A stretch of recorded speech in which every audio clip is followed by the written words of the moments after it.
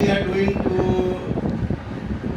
solve question relating about the value of omega and z when there are two equations belonging to the exercise 1.4.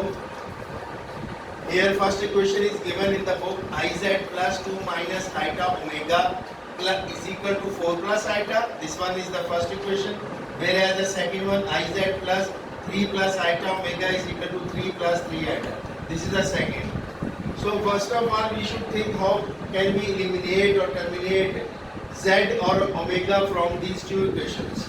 As you have read about in class 8 में आपने पढ़ा था जब दो equation होती है x और y की कीमत उसमें से हमने साबित करनी होती है, तो दोनों को बराबर करके किसी न किसी तरह या सब्ट्रैक्ट करके या एलिमिनेट करके हम एक वैल्यू निकालते हैं, निकाल के दूसरी में रखते हैं और दूसरी वैल्यू निकालते हैं.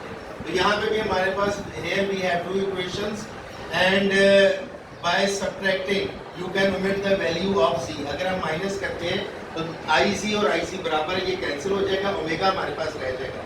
ये हमने माइनस किया, सब्ट्रैक्ट किया, साइन सारे बदल गए, बदलने के बाद ये कैंसिल हो गया. 2 माइनस आइटा ओमेगा, इसके साथ माइनस जो हमने किया है 3 प्लस आइटा ओमेगा बराबर 4 प्लस आइटा माइनस 3 आइटा. अब हमारा थीम क्या है कि हमने ओमेगा को एक तरफ कर लेना, बाकी चीज़ें एक तरफ कर लेनी है.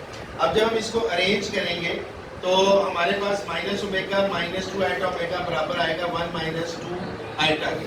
इसमें से माइनस ओमेगा हमने एक तरफ कर लिया, वो वैल्यू हमारे पास जो बराबर आ रही है माइनस ओमेगा की वो आ रही है 1 minus 2 iota over 1 plus 2 iota.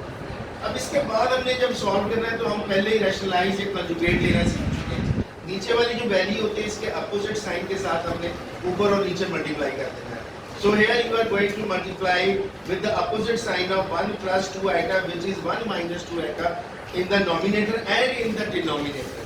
Numerator denominator दोनों में आपने उसको मल्टीप्लाई कर दिया अपोजिट साइन के साथ. उसके बाद मैथ का formula a minus B whole square और a plus B into a minus B, दो फार्मूले लगाए. पहले में फर्स्ट रकम जो सी है उसके अंदर पहली का स्क्वायर, दूसरी का माइनस 2, उनका प्रोडक्ट a और b का, और दूसरे में पहली का स्क्वायर और दूसरी का स्क्वायर. आइटा का जो स्क्वायर है याद रखिए माइनस 1 के बराबर होता है, माइनस और माइनस प्लस हो जाता है, 1 प्लस 4 हो जाता है इसके. तो माइनस ओमेगा की वैल्यू हम इस तरफ आते हैं, वो हमारे पास सॉल्व करने के बाद आप देख सकते हैं 1 माइनस 4 आइटा ओवर 1 प्लस 4, ये आ जाएगी माइनस ओमेगा बराबर minus 3 minus 4 iota over 5. So here we have the value of omega which is equal to 3 plus 4 iota over 5.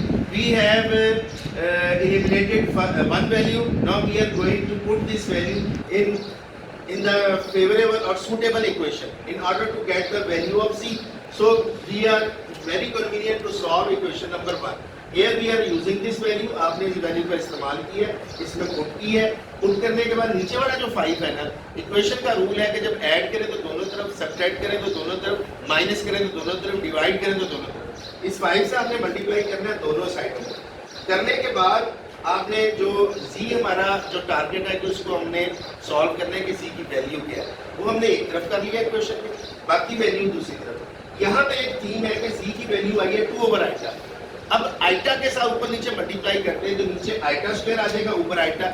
Iota square क्या होता है माइनस 1, वो माइनस का 2 इसके साथ आ गया, जो ऊपर आइटा था वो यहाँ आ गया. So here we get the answer z is equal to minus 2 iota. तो ये हमने किया. Thank you.